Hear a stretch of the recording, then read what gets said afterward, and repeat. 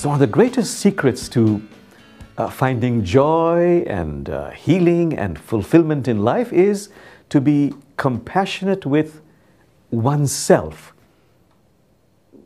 to be merciful and gentle with oneself. But why? Why should we do that?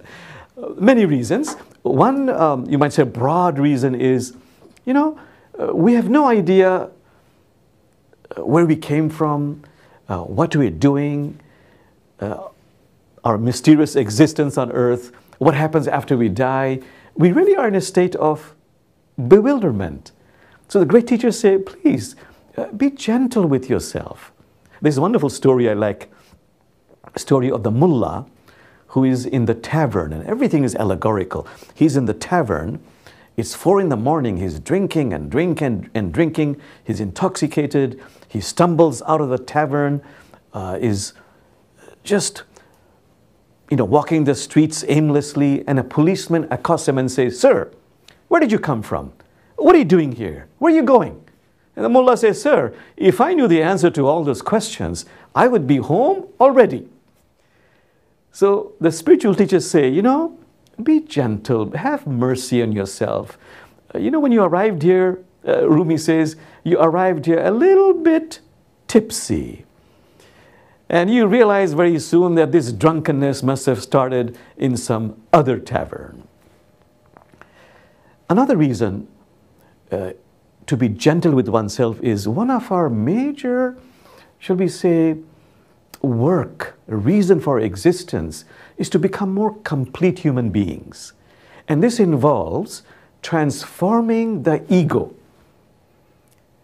to change it from what is called a commanding master to becoming your personal assistant. Now you might think that I can use willpower to do that. Well, you might do that, but then the ego clenches even more tightly and makes life very difficult. You might think that to transform the ego, I can use reason, and that helps. But it only goes so far because the ego comes up with even more beguiling reasons not to follow you. But when we use mercy, gentleness, compassion in this inner work of transforming the ego becomes disarmed. It lets go. It gives way. And in many ways, it enjoys the collaboration with the soul. So, what does it mean to be compassionate with oneself?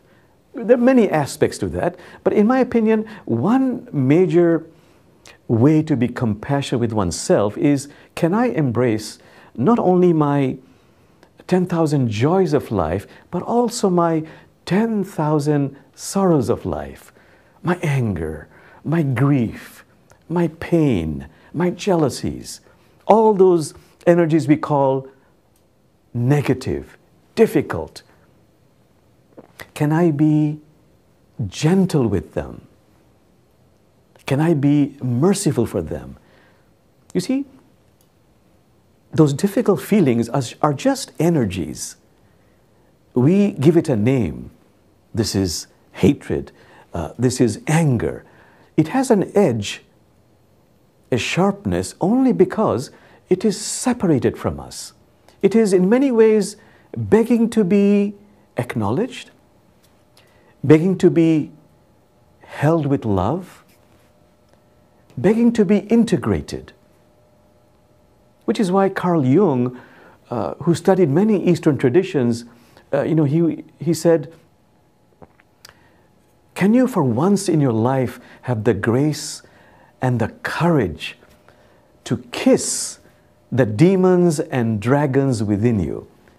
That is how they change into a prince or princess. Rumi said, the dark thought, the shame, the malice, greet them at the door laughing, because each one has been sent as a guide from beyond. So when we acknowledge with compassion when we begin the work of being present, when we integrate these difficult feelings, we become more complete, more developed human beings. Something in us becomes more human, more complete. So may we always be compassionate